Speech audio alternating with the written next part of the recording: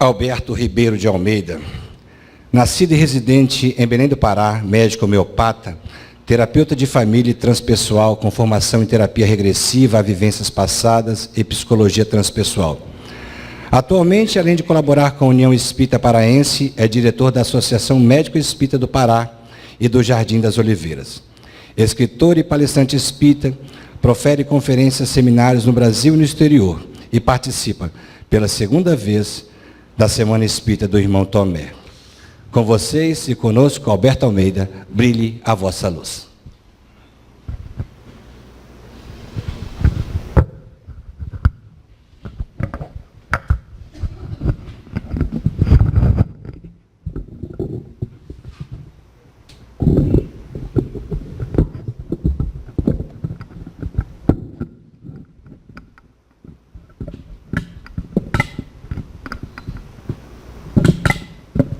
Maria.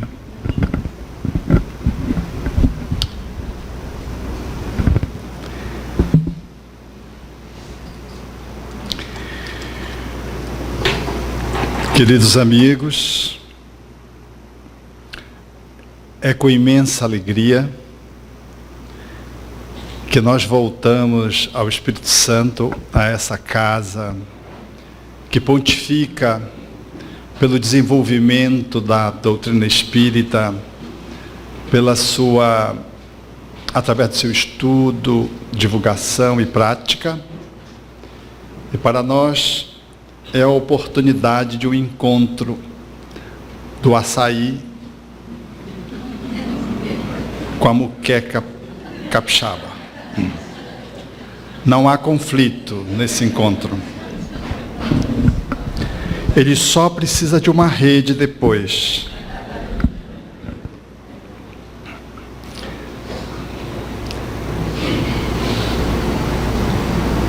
Cerra a janela dos teus olhos e encerra dentro de ti a luz radiante do dia. Liberta a tua alma e deixe que ela voe como uma águia de asas douradas a plainar esplêndida na tepidez do vento. Ouve o murmúrio do arroio a quebrar nas pedras e o farfalhar das folhas da palmeira a ondular o vento. Vê o quebrar das ondas a sorrir, suavizando a brancura da areia. Observa o rubor das rosas e esmaga aos pés as folhas da camomila, incensando o ar com seu doce perfume. Vem comigo preparar a casa para a chegada do amado. Ele virá durante o dia ou no correr da noite. Ele virá. Quem sabe cavalgará a madrugada fria. E quando ele chegar, correrei para ele e direi: amado visitante, quanto te esperei. Teci guirlanda de flores e pusguizo nos meus pés para bailar em tua homenagem. Plangi as cordas finas do bambu em tua honra. Tu viestes a lourar as tranças negras da minha noite, transformando em dia o meu interior de sombras. A tua carruagem parou à porta da minha casa. Descerrei os meus olhos para ver a luz do dia, e ela se envergonhou diante do teu esplendor. Amado visitante, quanto te esperei. Tentei trêmulo tocar as tuas virtudes, e tu não me censuraste o atrevimento. Estendeste as tuas mãos compassivas e lograste-me oferecer as tuas graças. Amigo, vem comigo. O Consolador chegou.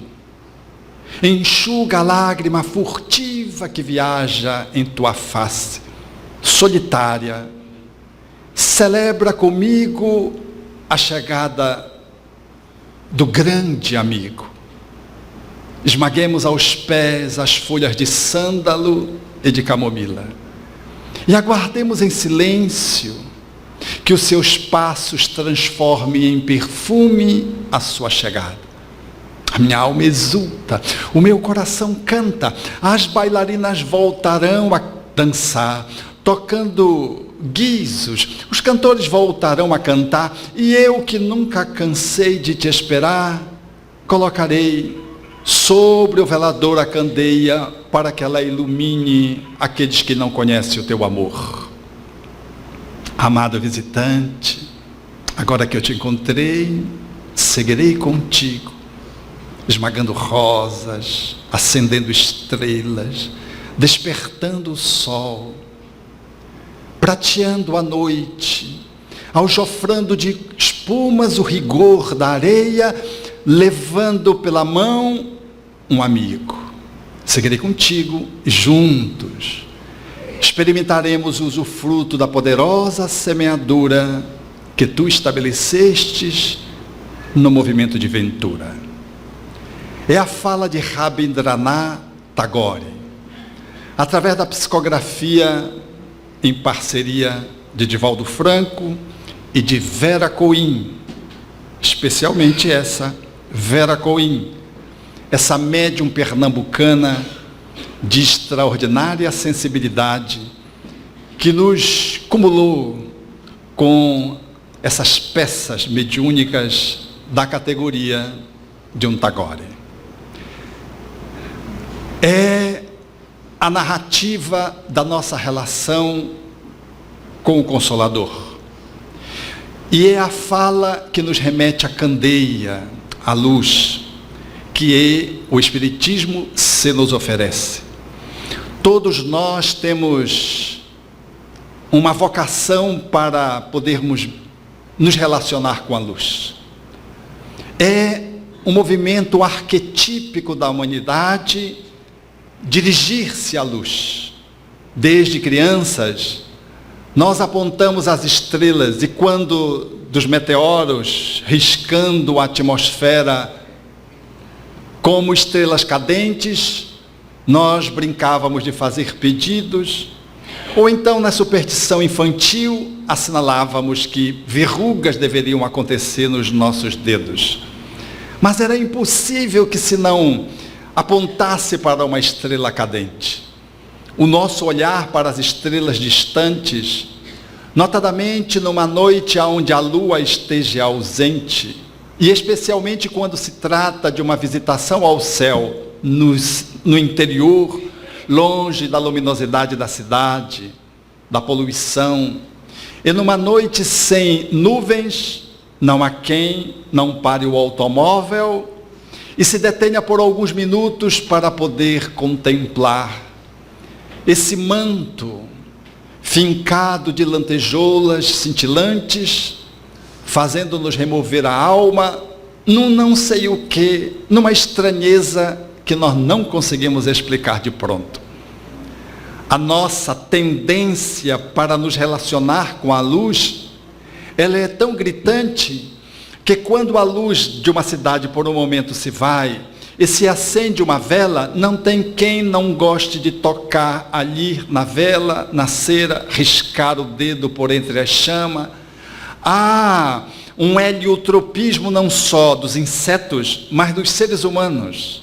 Se acende uma fogueira, nós ficamos em torno dela, celebrando um não sei o quê. Não é à toa que os ciganos faziam isso e hoje, na atualidade, as festas juninas evocam essa experiência das fogueiras e aonde as famílias, as pessoas se reúnem em torno dela para fazer pedidos ou simplesmente para conversar. Nas noites de frio, nos países frios, no nosso Brasil, no interior do Rio Grande do Sul especialmente, ou na própria capital, a lareira fala disso. E enquanto o chimarrão passa de mão a mão e a conversa rola, o aquecimento da lareira não é superior à claridade que vem dela. Nós temos uma vocação que é instintiva para a luz. Nós não sabemos explicar como é que isso se dá, se não aprofundarmos algumas análises no âmbito psicológico. Quando, da nossa relação com a luz, ela se estabelece a tal ponto que quando nós, numa noite escura, no interior, nós observamos um vagalume, nós o acompanhamos no seu périplo para poder avaliar aonde ele acenderá a próxima luz. E se for um conjunto, nós nos entretecemos de ternura de qualquer idade, como se o céu pudesse ter descido à terra, e aquela quantidade de vagalumes no lusco-fusco da noite, fazendo aquele bailado, nos enternece as entranhas da alma. Todos nós somos vocacionados para a luz. E esse processo, ele vai se tornando ainda mais intrigante quando nós observamos os olhos dos olhos daquelas pessoas que a gente ama. Ou quando nós contemplamos um olho que não tem brilho, porque as lâminas que se fazem nos olhos decorrente da produção da nossa substância, que é a lágrima, ela faz um movimento de lubrificação e enseja um espelhamento discreto.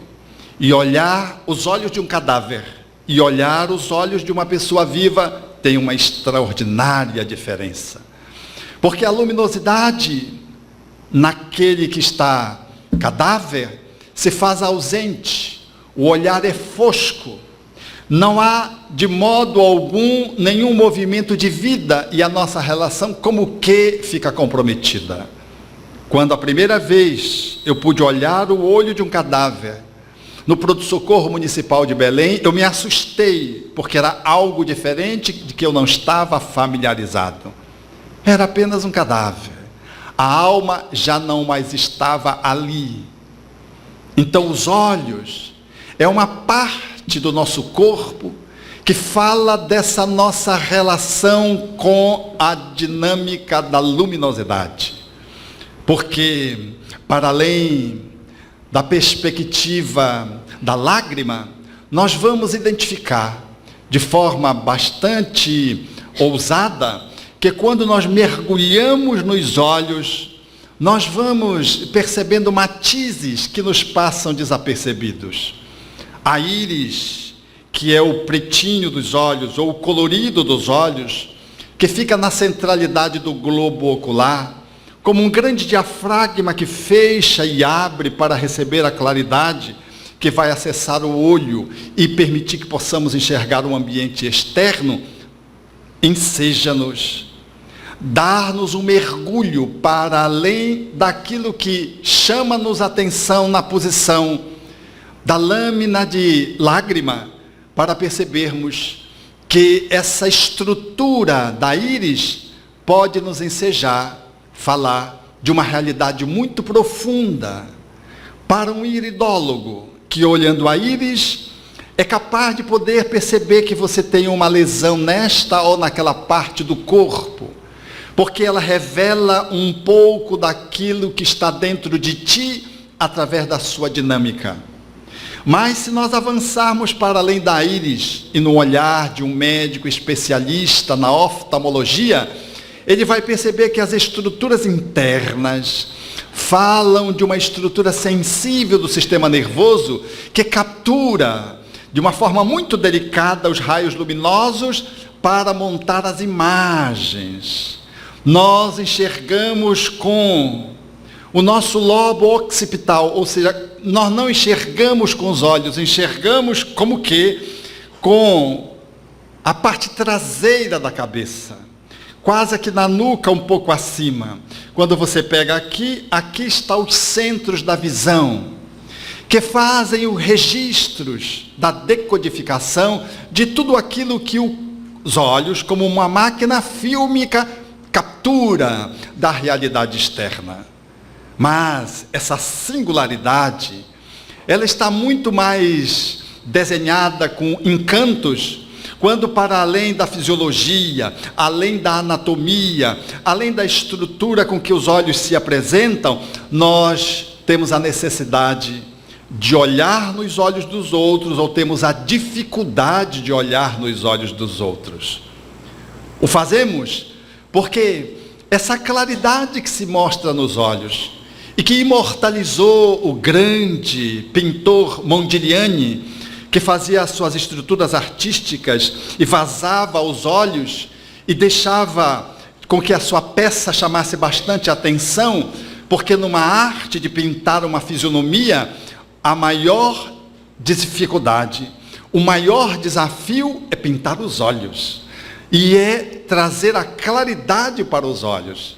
É nesse ponto que o artista, ele se define com um leve traço de que ele sabe dar luz aos olhos.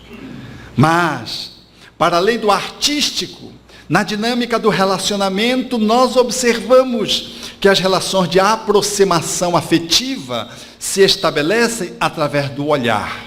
Um olhar de mãe para um filho define o que a mãe pensa ou sente. E quando ela o chama, toma-o pelo queixinho e diga para a mamãe se essa nota que você teve,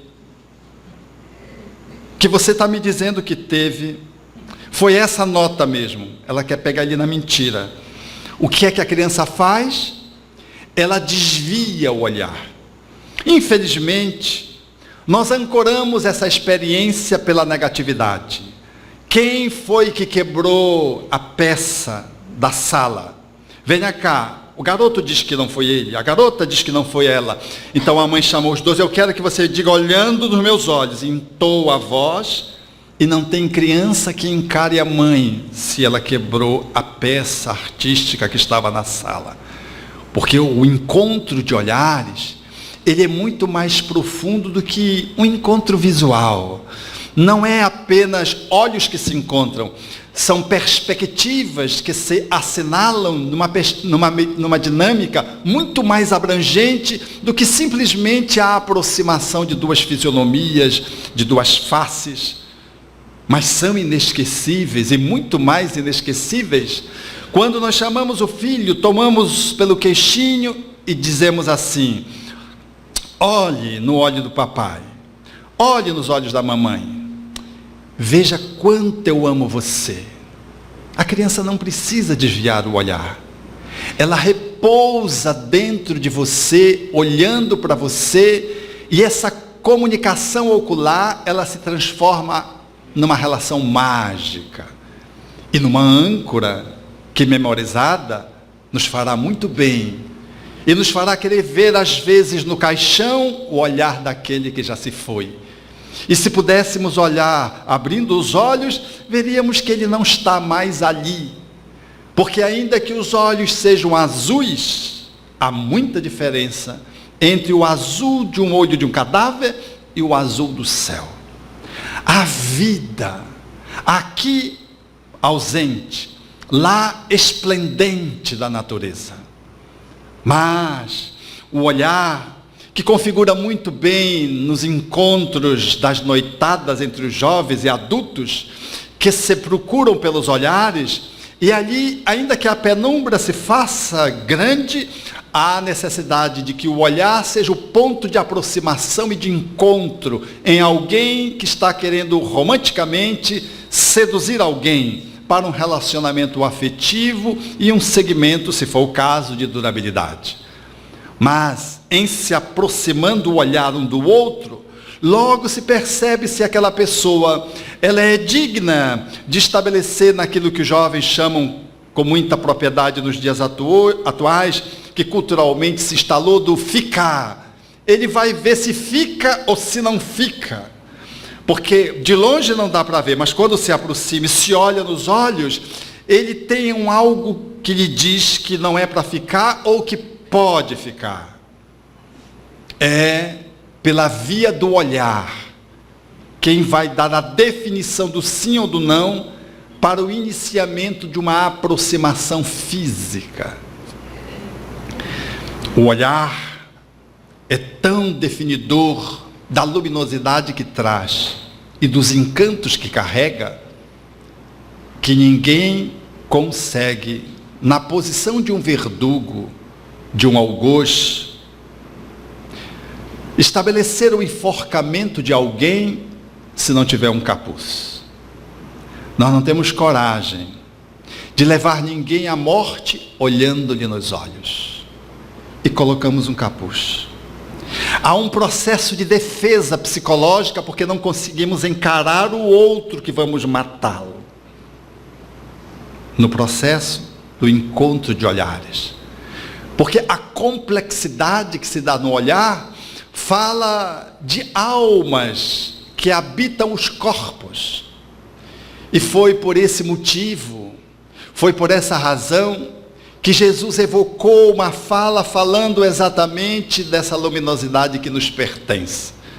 Se os teus olhos forem simples ou bons, todo o teu corpo será luminoso.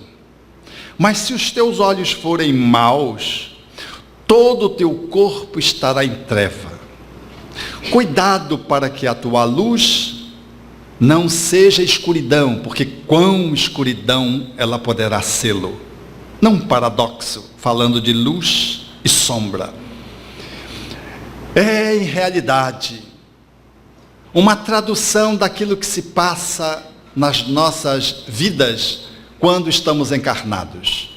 E os espíritos evocaram a Allan Kardec de que os olhos são o espelho da alma, resgatando da cultura social, do cotidiano que está posto em a humanidade. Porque são os olhos que nos traduzem, são os olhos que nos revelam, são os olhos para além da sua dinâmica física, que falam de uma dinâmica psíquica, espiritual. Um olhar define numa certa medida o que vai dentro da alma naquela circunstância. É por isso que quando alguém está muito culpado, abaixa a cabeça e olha para o chão. Veja os criminosos quando são pegos.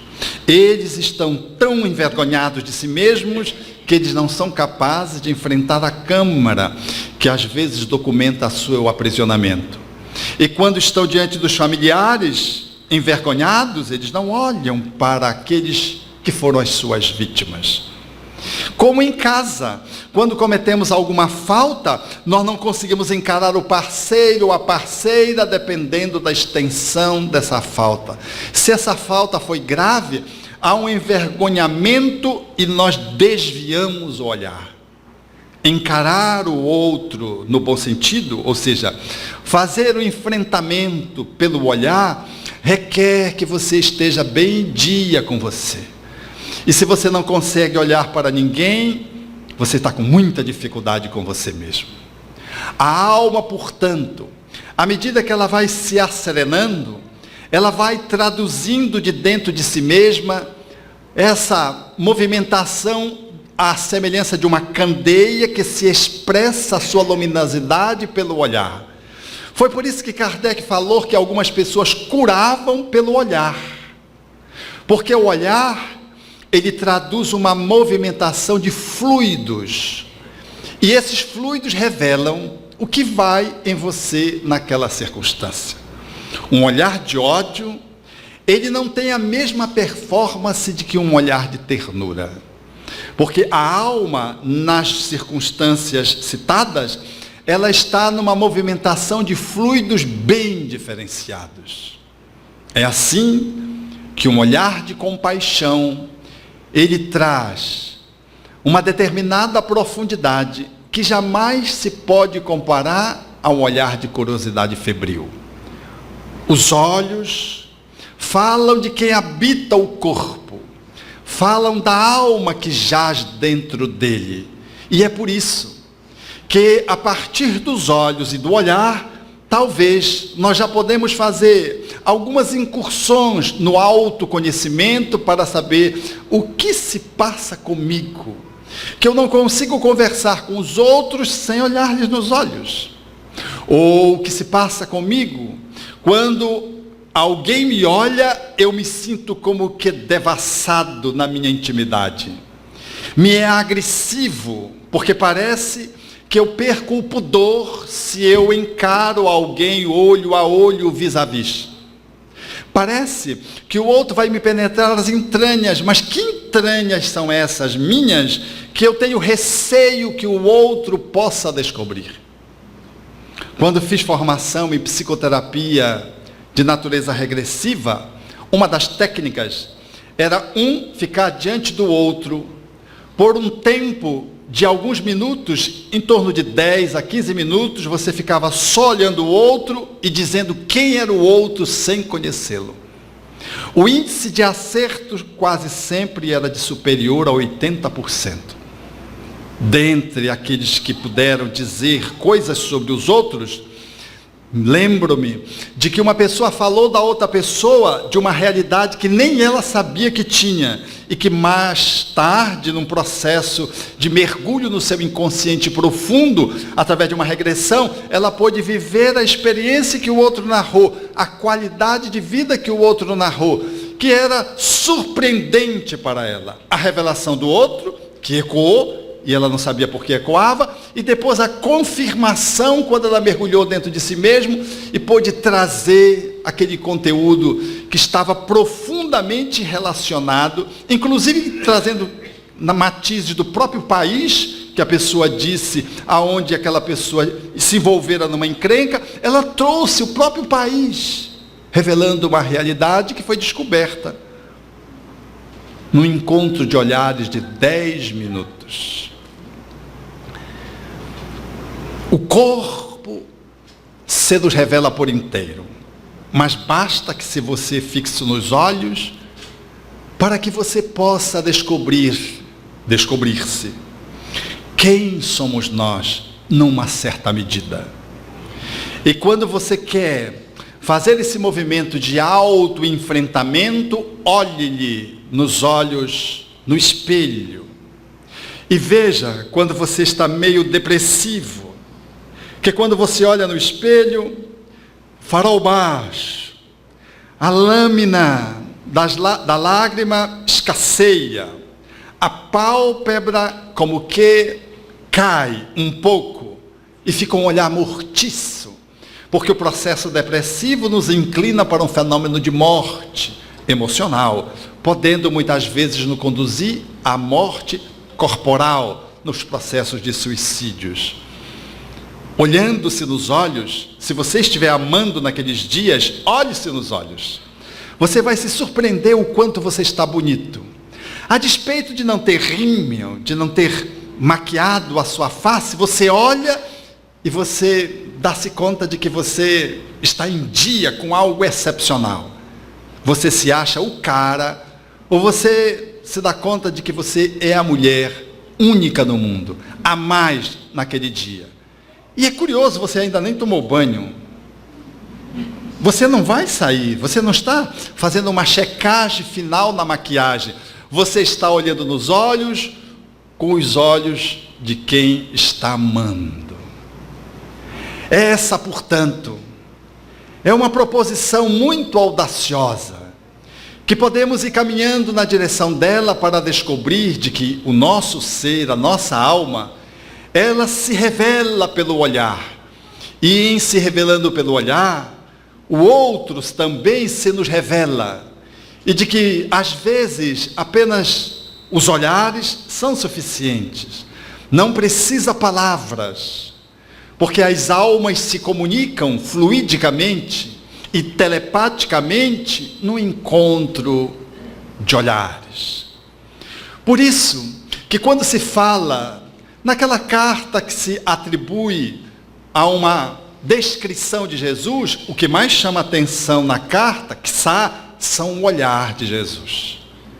Imagine esse olhar que trazia essa qualidade de magnetismo, que fez com que os espíritos dissessem de que as pessoas poderiam debandar, mas jamais elas ficariam inertes depois de serem vistas, tocadas pelo magnetismo de Jesus. Necessariamente elas não fariam um movimento de adesão, não fariam um movimento de aceitação do seu convite. Muitas vezes elas deveriam sair agressivas, revoltadas, ríspidas, mas jamais se esqueceriam do olhar de Jesus. Porque o olhar de Jesus era o olhar do divino que se debruçava sobre os seus filhos. Era o olhar do nosso irmão maior, que representava essa integração muito aproximada com a divindade, ou seja, esse espírito cuja purificação era tão eloquente que o seu olhar era capaz de estremecer, como diz a carta. O olhar de Jesus, até hoje, não consegue ser descrito. E quando os espíritos falam dele, falam de uma forma metafórica. Porque é impossível, com palavras, descrever um olhar que trazia uma qualidade de energia que até hoje a gente não conhece na sua extensão. Lembro-me de uma pessoa que eu cuidava, e ela estava vivendo a dinâmica de dificuldade em tutelar os filhos, tinha medo de perder os filhos. E ela fez alguns mergulhos no seu inconsciente profundo. Mas um deles me chamou muito a atenção, porque ela habitava a época em que Herodes estabeleceu a matança dos inocentes. E ela estava com os seus 2 filhos em casa, e os 2 mais jovens tinham ido para o campo com o pai, quando chegaram os soldados para a execução estabelecida por Herodes. Ela tentou esconder, mas como ele gritara e correra e se agarrara na perna dela, o outro era de colo, ela não poderia ocultar. E os soldados lancetaram os 2 no colo da mãe e ao lado da mãe. Quando o esposo chegou com os 2 filhos do campo, encontrou aquela mulher hebetada, fora de si, catatônica. O trauma foi tão violento que ela ficou congelada. Então, fazendo a movimentação psicológica no processo terapêutico, eu sugeri a ela que fosse, para algum momento, se ela tinha encontrado Jesus. E ela me narra 2 situações em que os filhos adultos e ela já anciã é levada para um encontro com Jesus. Numa, Jesus passa na avenida daquele tempo, na encruzilhada, com um grupo de pessoas acompanhando. E é o primeiro momento que ela sente um conforto no coração, vendo Jesus passar. E o segundo momento, quando ele fazia uma fala, e ela olhava para o filho, e o filho olhando para ele, o filho chorava. É o segundo momento em que ela sente algo se estabelecer dentro da sua alma. O seu corpo, o seu coração foi tocado por olhá-lo e olhar o filho que chorava vendo-o falar. São as 2 únicas circunstâncias em que aquela mulher saiu da catatonia, do quadro de esquizofrenia, para leve contato com a realidade, mas não voltou ao normal. E quando ela foi para o mundo espiritual, seguindo-se no processo daquela encarnação, desencarnação, mundo espiritual, eu sugeri a ela que fosse para o momento em que ela fez a reconexão com o estado de lucidez. Ela narra que estava sentada no mundo espiritual, quando veio uma jovem, graciosa, bela, com uma saia rodada, carregando uma criança no colo e a outra trazendo na mão. E quando ela olha, eram os filhos dela. E aquele filho, que nós entendemos na literatura espírita com precisão, através das falas da miniaturização feita por André Luiz e depois Manuel Filomeno de Miranda, ele vai, abraça a mãe. E quando ele abraça a mãe prorrompe num choro. E ela, delicadamente, coloca a outra criança de colo, no colo da mãe. E aquela mãe prorrompendo em choro, abraçada pela criança menor, acolhida e acolhendo a criança de colo, eram os 2 espíritos que desencarnaram e que assumiram a formatação perispiritual correspondente ao tempo em que eles desencarnaram, e estavam ali suscitando que aquela mãe pudesse voltar ao seu estado de sanidade. Olhando os filhos e sendo olhada, aquele coração maternal pôde voltar a fazer contato com a realidade. Porque a dificuldade do esquizofrênico, ou da mente que está nesse nível, é fazer contato com a realidade. A realidade se subtrai, se esvai. A pessoa fica presa num conflito e fica fixada no conflito lá atrás. Ela precisa de paisagens, ela precisa de contactos que possam lhe trazer de volta a possibilidade de viver.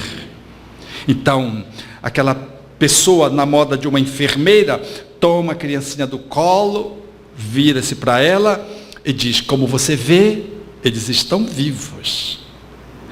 Eu estou cuidando deles até o dia em que você vai poder cuidar deles. Eu vou trazê-los regularmente para que você possa estar com eles. Enquanto você melhora, eu vou cuidando deles, em seu nome. Tomou a criança no colo, a outra, e saiu. E aquela mulher sentada, chorosa, voltou à realidade, fez contato com a realidade e começou a fazer o seu movimento de cura. As nossas almas, em algum momento dessa existência, foi tocada pela uma luminosidade externa que está configurada no Consolador prometido.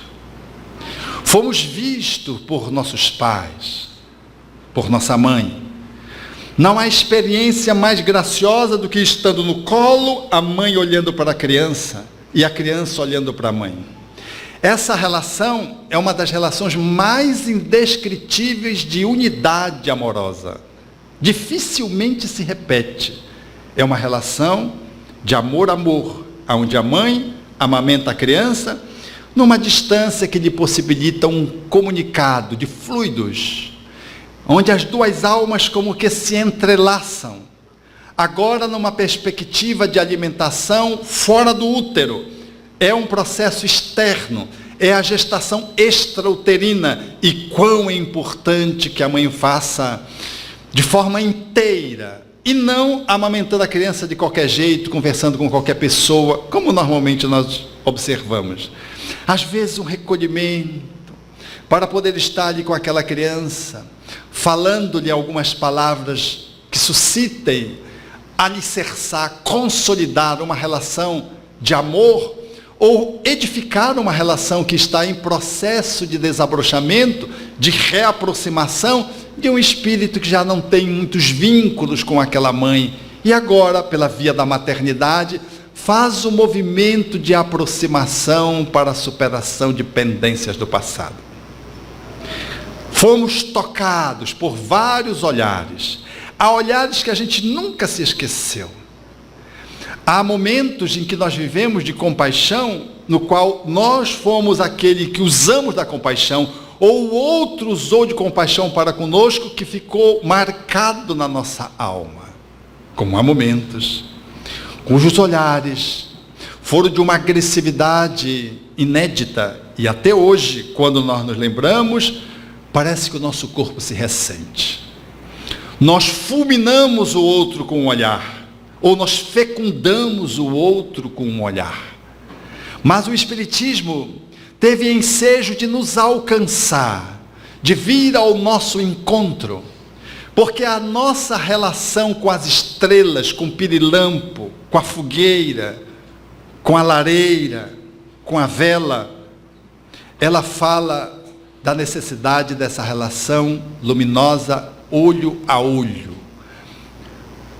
Essa busca de alguém que eu possa encontrar e que possa fazer sentido para a minha vida, é uma busca instintiva. E nós temos a impressão de que vamos encontrar alguém que vai nos preencher completamente. É a necessidade de luz, quando buscamos na luz dos olhos do outro o encontro daquilo de que carecemos. É um movimento quase semelhante ao dos insetos em relação às luminárias. Os insetos não sabem pelo que eles são mobilizados pelo fototropismo. nós temos esse fototropismo buscando no outro. Mas essa busca que a gente faz em torno do outro, no fundo, é a busca da gente por a gente mesmo. A luz que eu quero de fora, seja distante, seja mais próxima, seja da fisionomia de alguém que se aproxima de mim, é a luz de que eu careço estabelecer em relação a mim mesmo. A necessidade da busca de luz externa é a necessidade de fazer contato com a luz interna.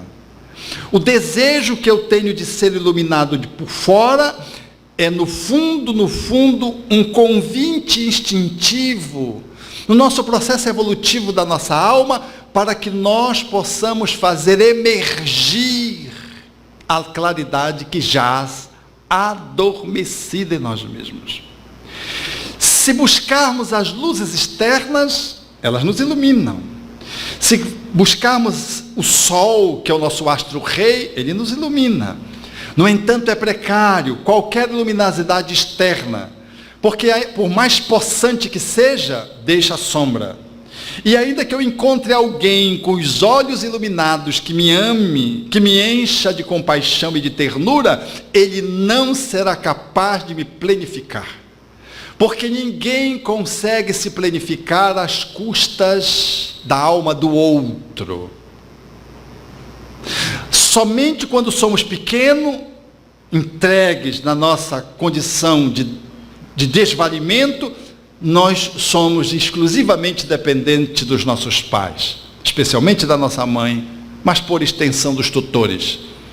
Mas à medida que nós crescemos, para falar da nossa relação existencial, nós carecemos encontrarmos-nos a nós mesmos e sairmos dessa rota de perseguição de que alguém haverá de fazer em mim o que eu preciso fazer comigo mesmo.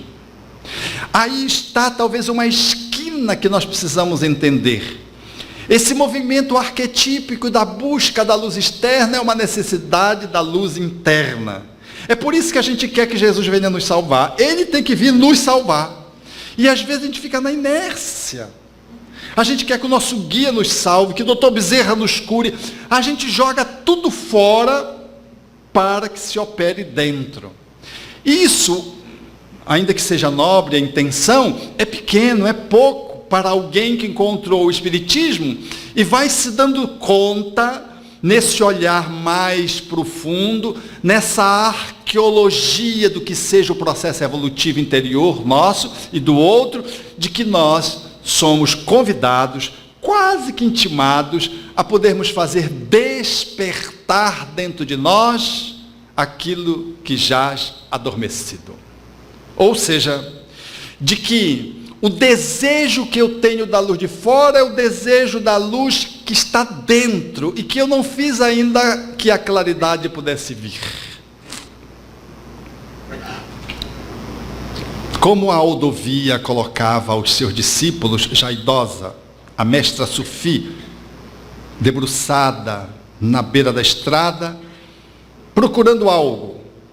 E os discípulos perguntaram: mestra, o que você procura? Ela disse: não importa o que eu procuro. Disse: como não importa, mestra? Você está procurando alguma coisa?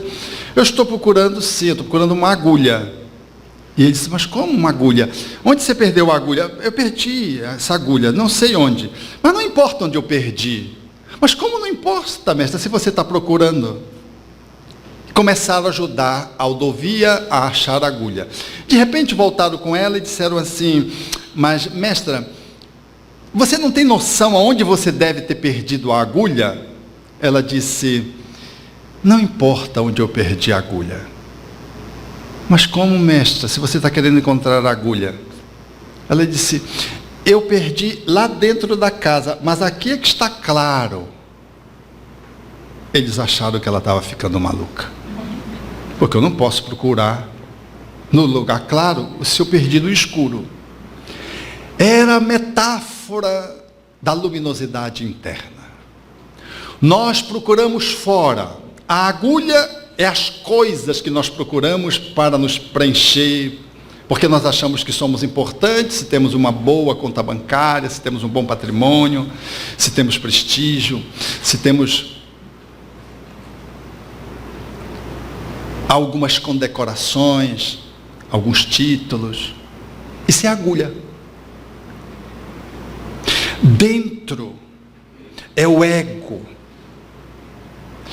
Aquilo que jaz no interior da casa significa a personalidade. Nós dificilmente damos-nos importância que merecemos para tratarmos-nos enquanto personalidade, estruturarmos o nosso ego. Ficamos na exterioridade, quando muito no corpo e nas coisas externas. Mas ninguém consegue um movimento de iluminação se ficar só na agulha, nas coisas, ou se ficar no corpo. É necessário entrar na casa. E dentro da casa há a significação do ego, do eu humano. Mas o ego, por mais que você faça e eu estruture, ele é pouco, ele é pequeno, porque ele é para esta vida. O que é importante, efetivamente, não é a agulha e não é dentro da casa. O que é importante é o procurador. Se o procurador não se achar, não adianta ele estar dentro da casa, não adianta ele estar fora, não adianta ele ter achado a agulha.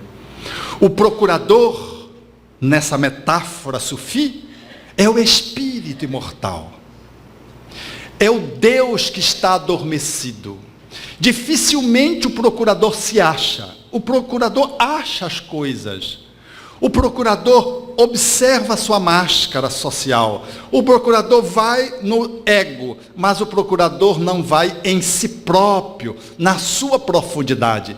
O procurador, quando se acha, tudo mais é consequência e é periferia. Se o ser, ele consegue se encontrar a si mesmo, o processo iluminativo é inevitável.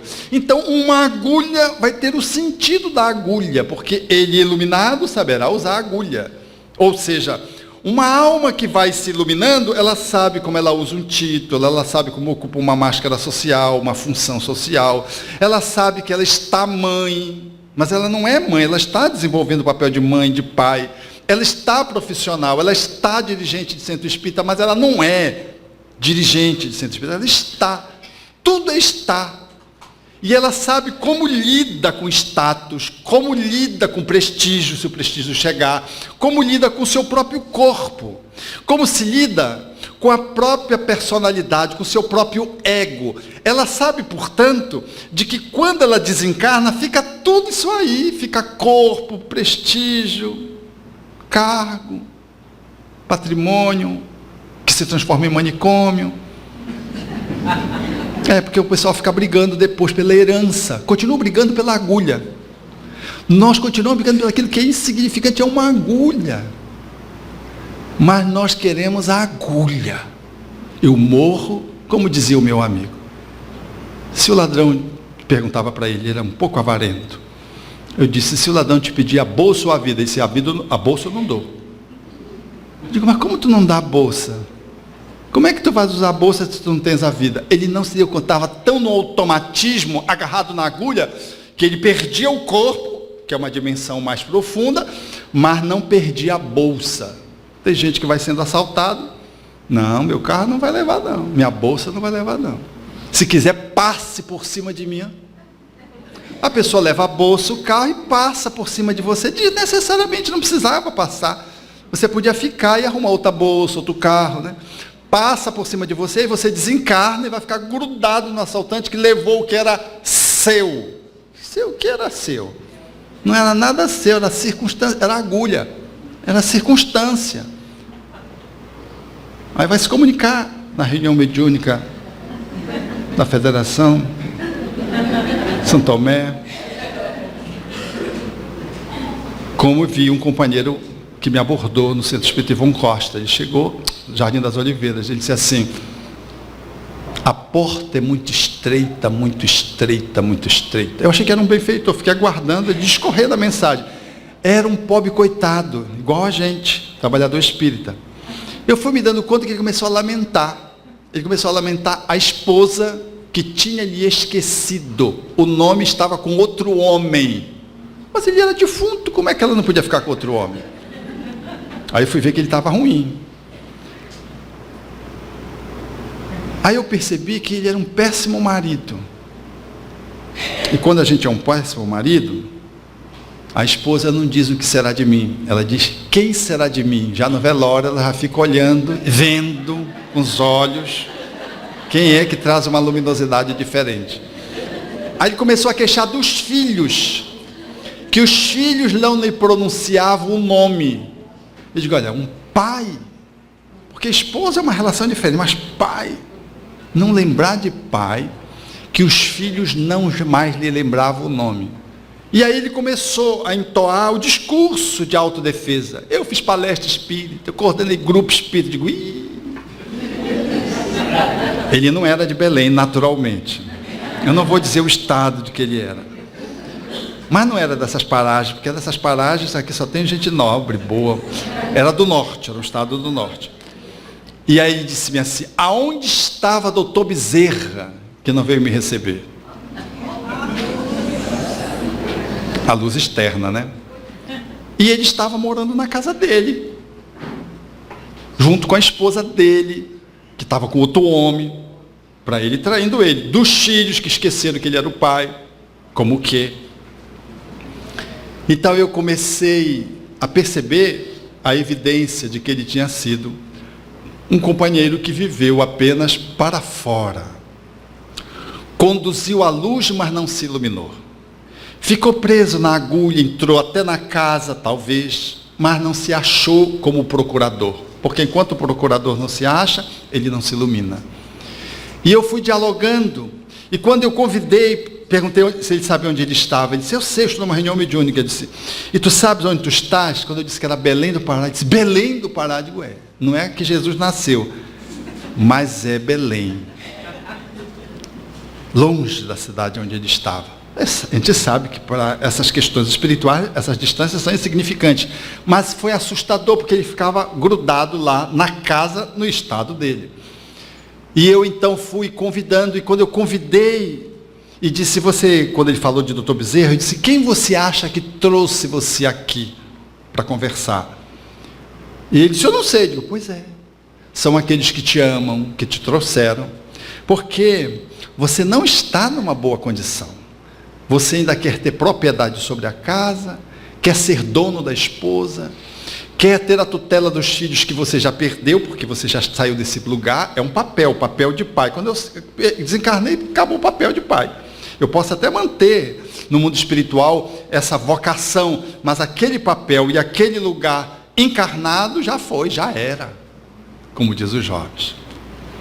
E aí ele foi, quando eu convidei ele para vir, ele resistiu. Eu digo, está vendo como tu estás resistindo? Eu digo, mas você precisa vir. Não só por você, mas por conta da tua ex-companheira, dos teus filhos. Porque vocês imaginam um defunto desse morando na tua casa. Como ele devia estar atrapalhando os outros, né?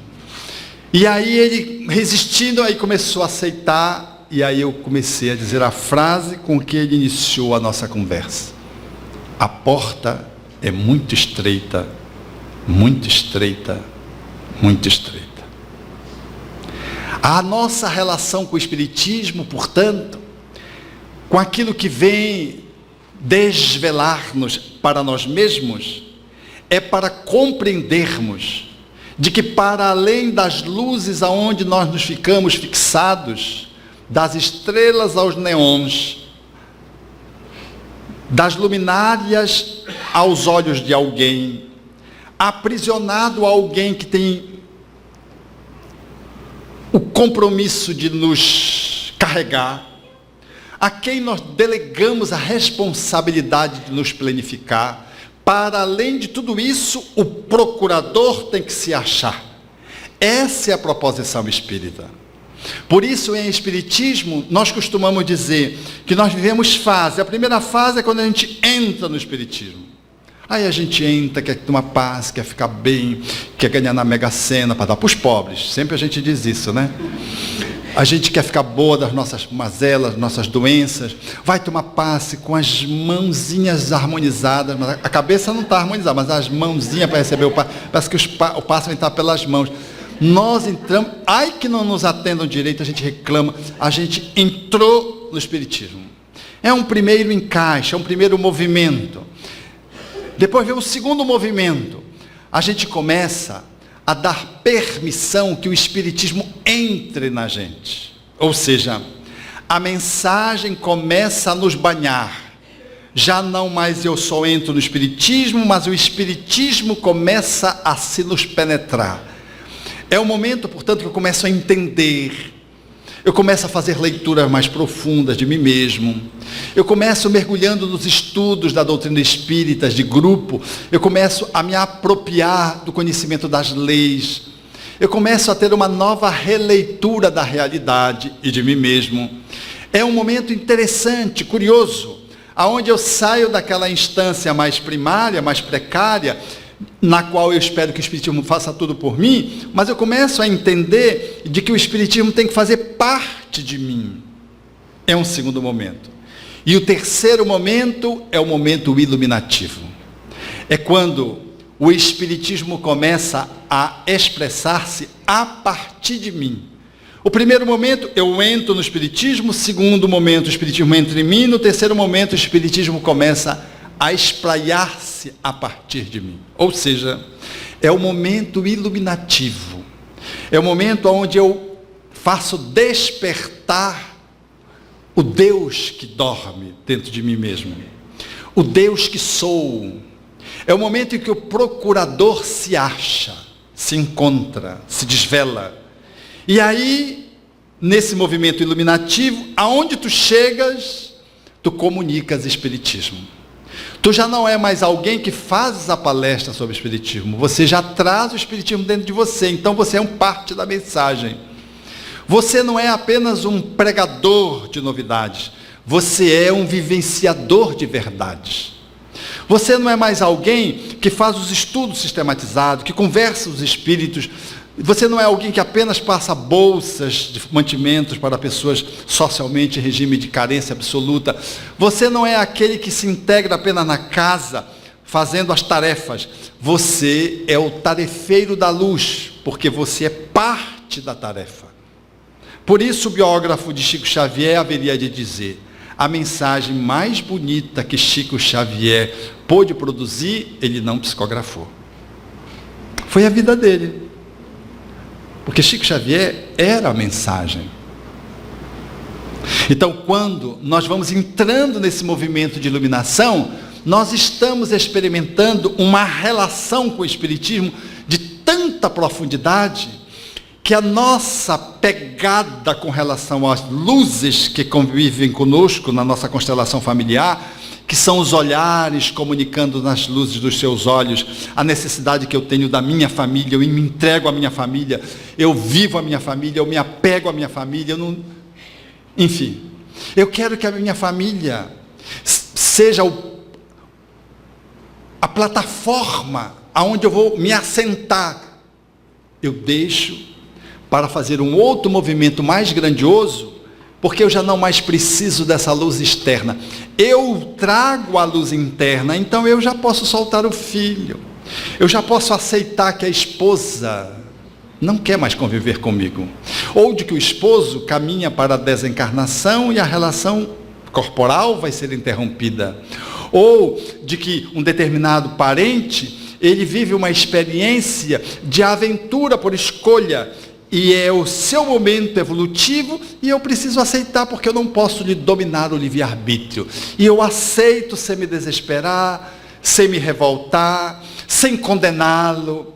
É o momento onde eu aos poucos deixo que essa luz dentro de mim, ela se expresse através das virtudes, que é o cortejo de experiências, de talentos e de competências que Jesus veio nos ensinar. É nesse momento que o Espiritismo começa a se expressar a partir de mim. O passe que eu dou já não são só os espíritos que dão passe, porque a energia com que eu disponibilizo para atender aquelas pessoas é de alta qualidade.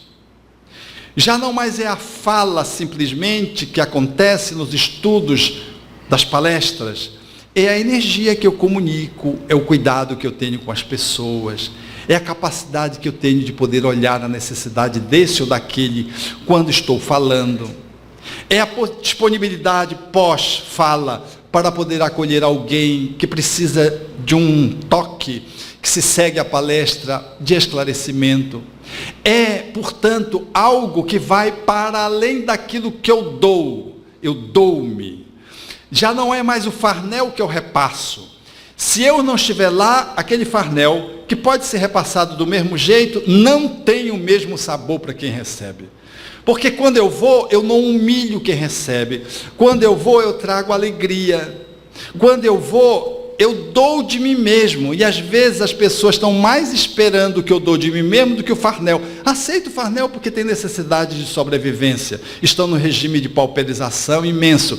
Mas o que eu dou, eles não recebem empacotados. E aí aquele trabalhador que quando ele falta, faz falta.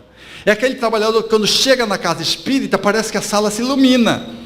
Porque ele traz alegria.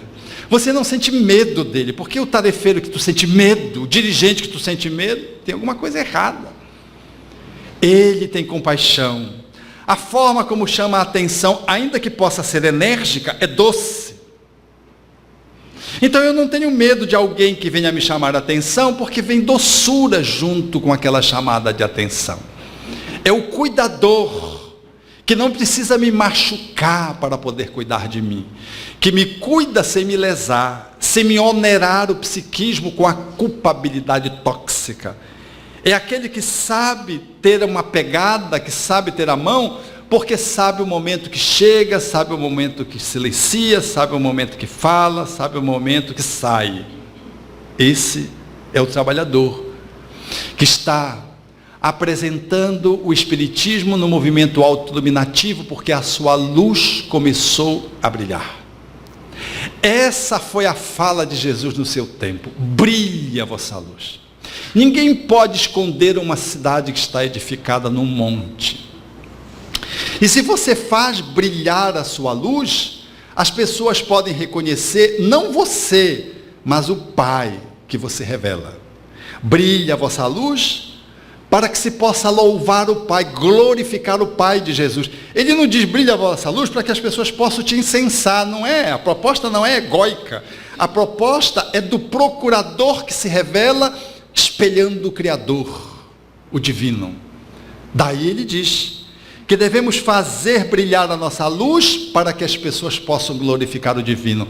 Mas quando a gente traz uma luz, que às vezes é a sombra, a gente quer ser incensado, quer ser reconhecido de uma forma indébita, para que nós possamos ocupar o lugar que é o lugar de Deus. Então a gente quer que as pessoas gravitem em torno nosso, e não gravite em torno do divino.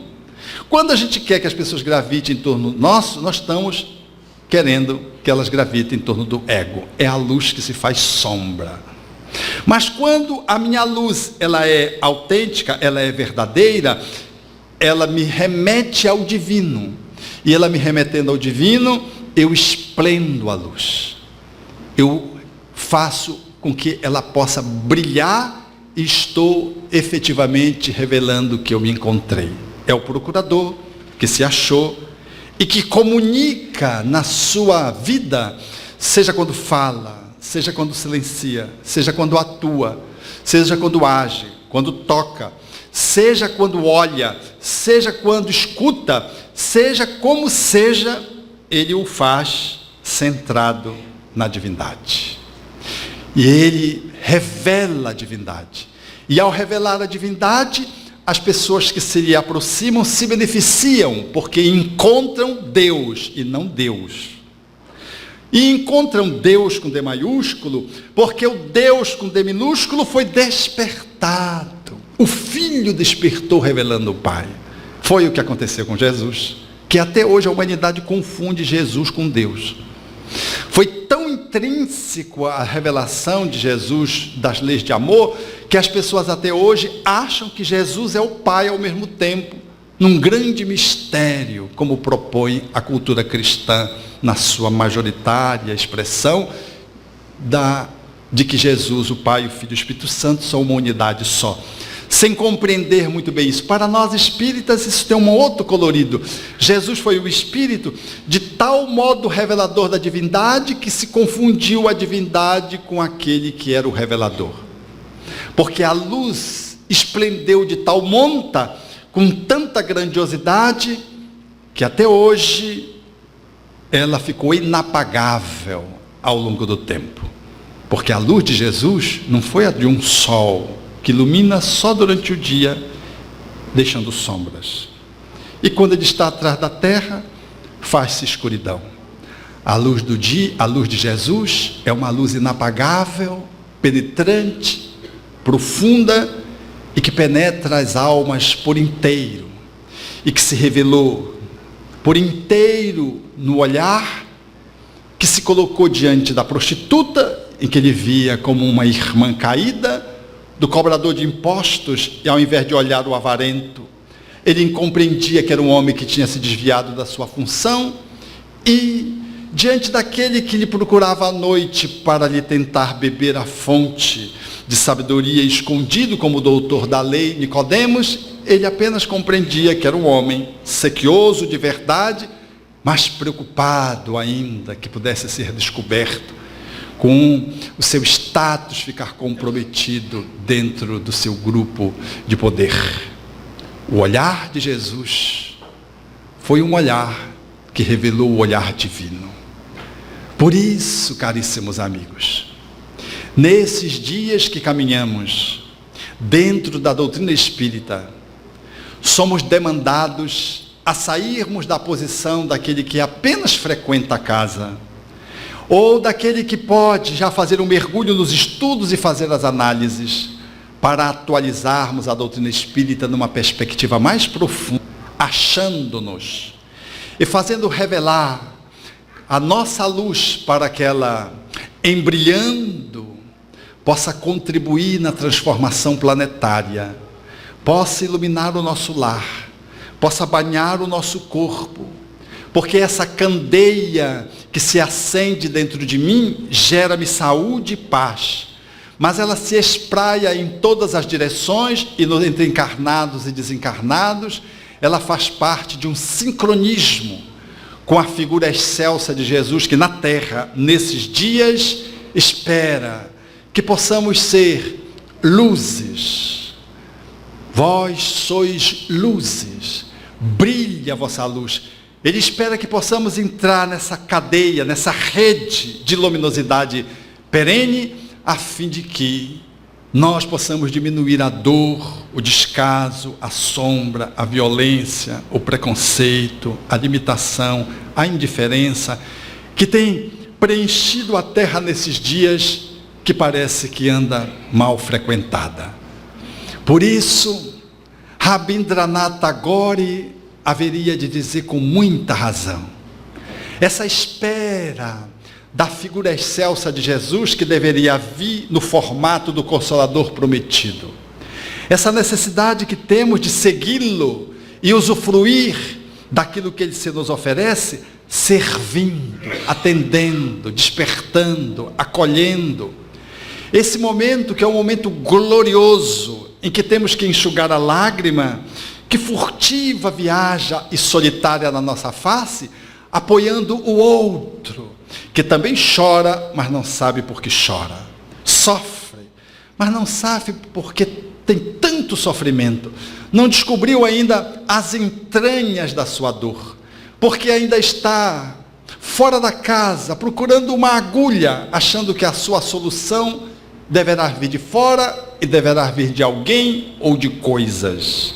A proposta espírita, revolucionariamente, nos propõe apropriarmos-nos de nós mesmos, nos auto-encontrarmos e fazermos com que o nosso espírito banhe a nossa personalidade, as nossas máscaras sociais, as nossas funções, o nosso corpo, e banhe as nossas interações sociais para oferecer ao mundo aquilo de que tanto necessitamos nesses dias: luz, que é a manifestação do amor materializado na forma das virtudes. Por isso, Rabindranath Tagore propõe, evoca, cerra as janelas dos teus olhos e encerra dentro de ti a luz radiante do dia. Liberta a tua alma e deixe que ela livre, alce voos, como uma águia de asas douradas, a plainar esplêndida na tepidez do vento. Ouve o murmúrio do arroio cantando nas pedras e o farfalhar das folhas da palmeira a ondular o vento. Observa as ondas quebrando a sorrir na alvura da areia branca. Esmaga aos pés a camomila, observando o rubor das rosas, incensando com o ar, com o seu perfume.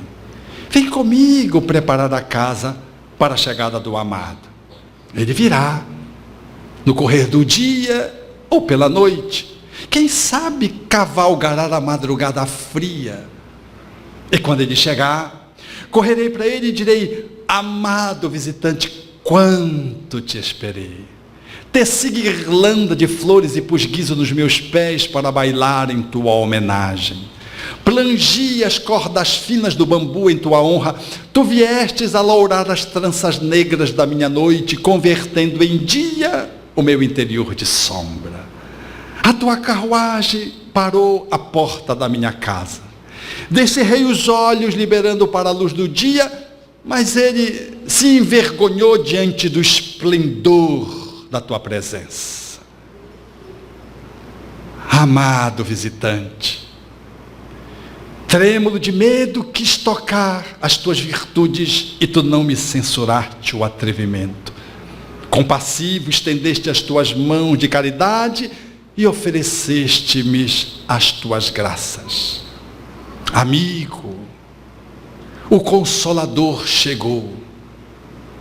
Enxuga a lágrima furtiva e solitária que viaja em tua face, porque o Consolador chegou. Abre-te em festa e canta comigo o visitante que se nos aproximou. Esmaguemos com os pés o sândalo e a camomila e esperemos em silêncio que os seus pés transformem em perfume a sua chegada. A minha alma exulta, o meu coração canta, as bailarinas voltarão a bailar, tocando guizos. Os cantores voltarão a cantar, e eu, que nunca cansei de te esperar, acendo a candeia e ponho-a sobre o velador, para que possa iluminar aqueles que não conhecem o teu amor. Amado visitante, agora que te encontrei, seguirei contigo, esmagando rosas, acendendo estrelas, despertando o sol, prateando a noite, aljofrando com espumas o rigor da areia, levando pela mão um amigo. Seguirei contigo e juntos haveremos de usufruir da tua poderosa semeadura que nos faz e nos traz eternas venturas. Obrigado.